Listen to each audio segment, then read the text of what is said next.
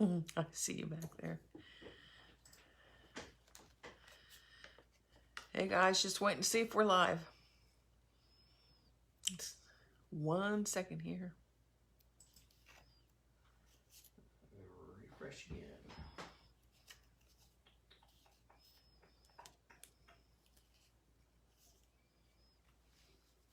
Yep. Okay, we are live. Hi guys, I am Kelly. My business is Chestnut Junction, and we specialize in e-patterns for primitive dolls, crafts, and embroidery. You can find us at www.chestnutjunction.com and at www.etsy.com/shop/chestnutjunction. And today we are going to be coffee staining a doll. My coffee staining mixture is 1 cup of hot water.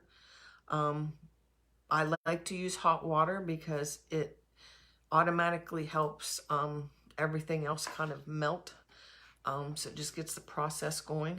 So I use 1 cup of hot water, just hot tap water, 3 tablespoons of instant coffee, and 1 tablespoon of ground cinnamon. And those can be any brand of coffee, any brand of cinnamon, tap water, distilled water, whatever you want.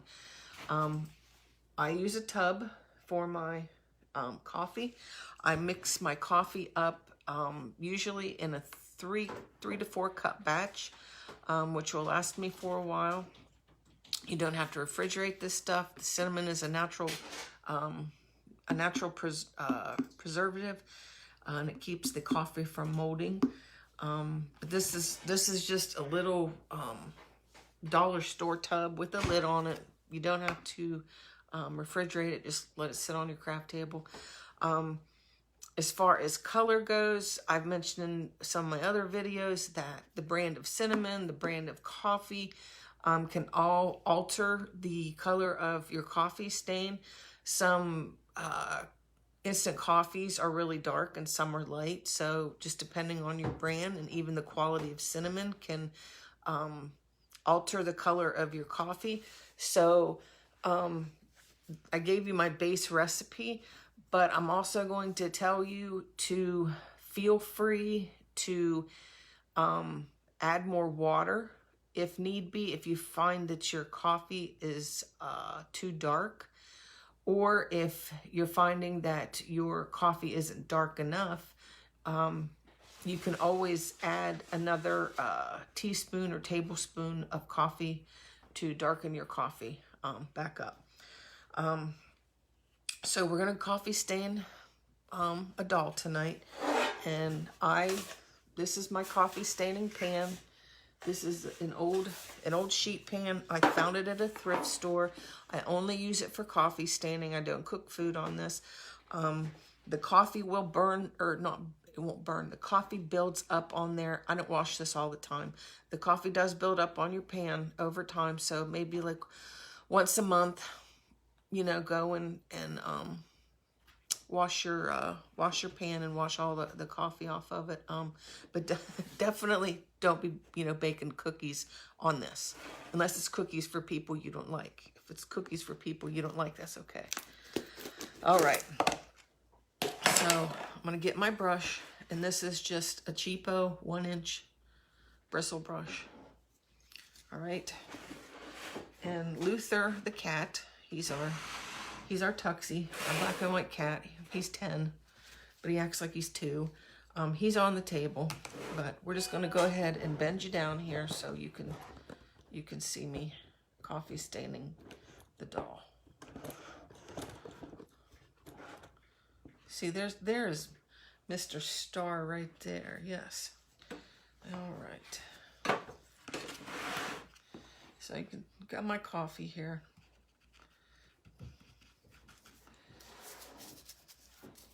But I don't get real pickety, you know, pickety packety poo poo on this. I'm not, you know, finicky about it. I get on there, or just get my coffee, and I just slap it on there. I do make sure I get full coverage. but I do it as quickly as possible.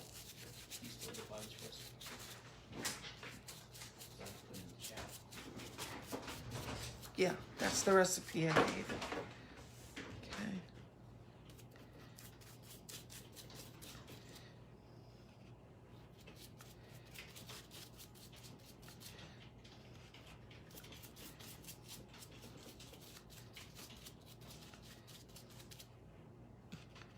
I like to mix the coffee up in the big batches because it just, if you craft a lot, make a lot of dolls, make a lot of primitives, mixing up a big batch just makes it so much more convenient. That way you're not having to make new batches of coffee all the time.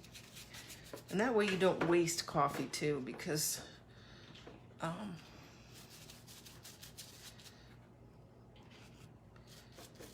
you know, if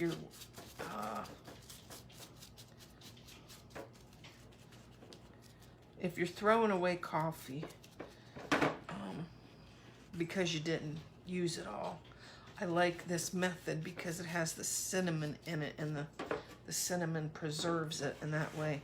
Because before I started using cinnamon in my coffee,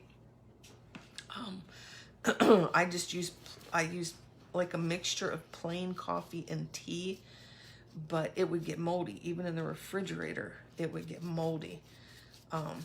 But the cinnamon, I've learned, is a preservative, and it keeps the coffee from molding.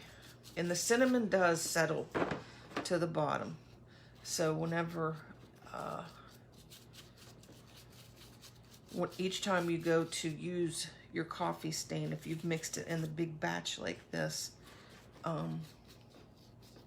go ahead and mix up your coffee and mix up that cinnamon down there in the bottom.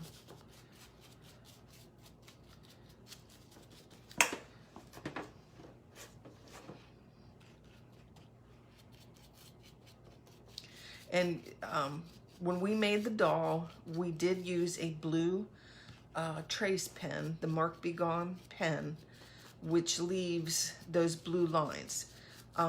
Now that we are coffee staining, the blue lines are disappearing that we used whenever we traced the doll out. Because remember, we traced the doll and we sewed the doll together on those blue lines. But the coffee stain, the lines are disappearing.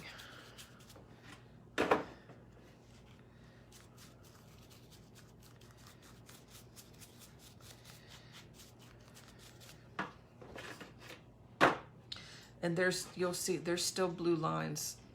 See how there's blue lines up around her head? Yeah. We will coffee stain up here, and those blue lines will disappear.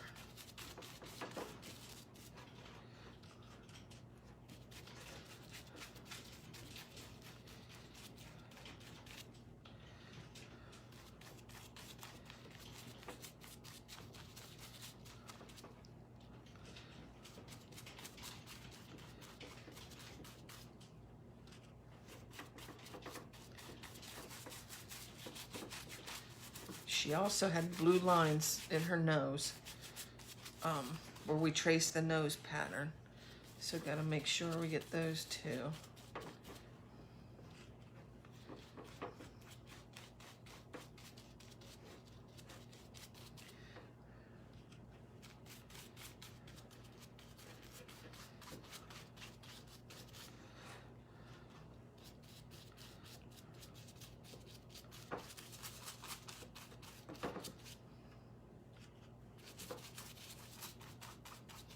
Plus, she smells good.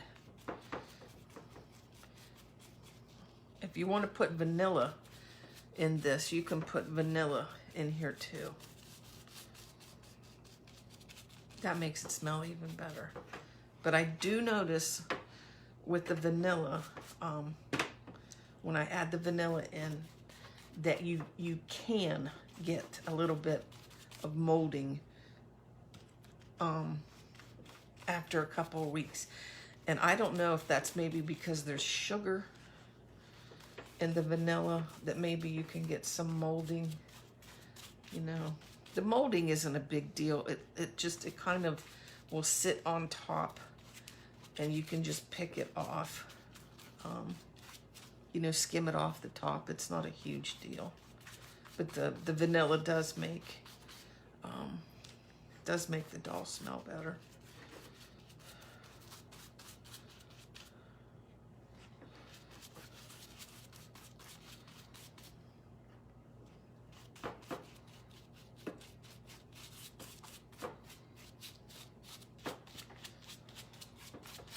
All right, we have her all coffee stained.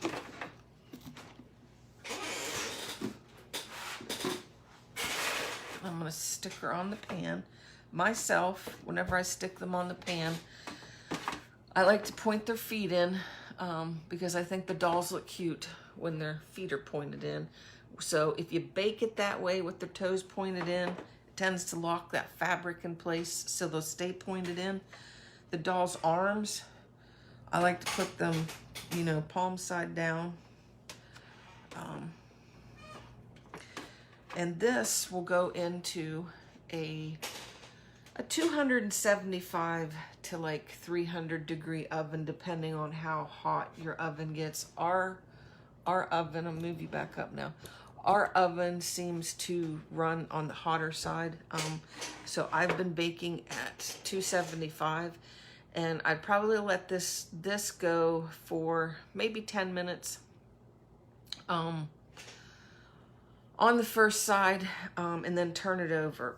Basically, what you're looking for is you don't want to turn your doll over whenever this top fabric is still wet to the touch, because you'll notice when you take this doll out, you're going to have a little bit of a burn, like dark on her back, like where her back is touching the pan and where her head is touching the pan. And that's on the back side. That's why we stick her back side first. So those baking marks will be on the back of her head and on the back of her body, you know, where nobody will see it. So it takes maybe 5-10 minutes, at least 10 minutes, I would say, for the doll to bake face up. Trying to get her face so it's not dripping wet, because we don't, unless you want those burn marks. If you want those burn marks, go ahead and do it. But I would give this about 10 minutes on face up. I would check her. If she's, you know, her face is dry to the touch, go ahead and turn her face down and give her another 10 minutes. Check her again. If she seems dry, I normally will just leave the doll face up and then close the oven door, turn the oven off, and just let the oven cool off, and let her in it. let her in it. Let her in the oven. I've done so many lives today. I'm going, whoo.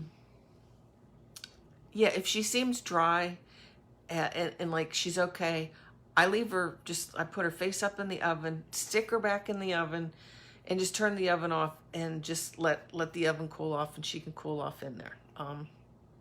If she doesn't seem like she's dry, you know, flipping 10 minutes and then flipping 10 minutes, flip her again and check on her in another 10 minutes. Eventually she will dry. And here again, that heat is going to depend on what you want. If you like grungy, you know, spotty, burny looking primitive, you could go 325, 350 on your oven. I wouldn't go much above that because I don't think the polyfill is going to take anything much above 350. I think the polyfill is going to start melting. But if you like that more grungy primitive look, you know, you could probably do the 325, 350. If you're more of a pretty primitive and you don't like everything so dark, I'd stay down around that 275 mark. Okay? Okay. I was just looking to see if hubby made sure.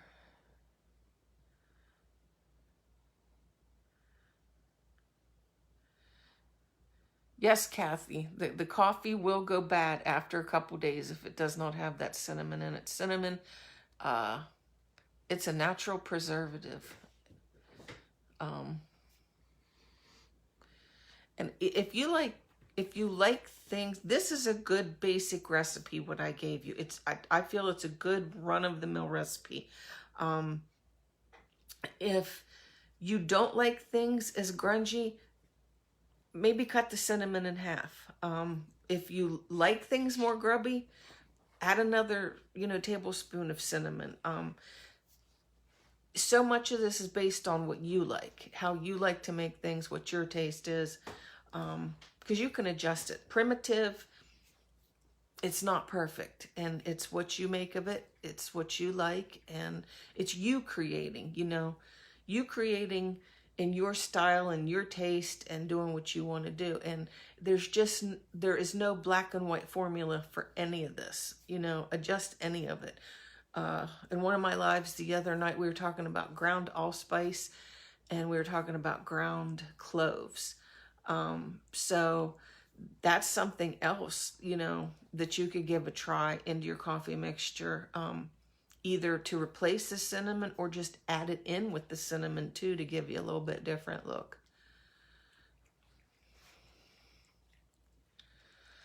Okay, guys, we are going to put her in the oven, and I don't know if we're going to call it a night tonight or not. I think I've done 4 lives today. Yes.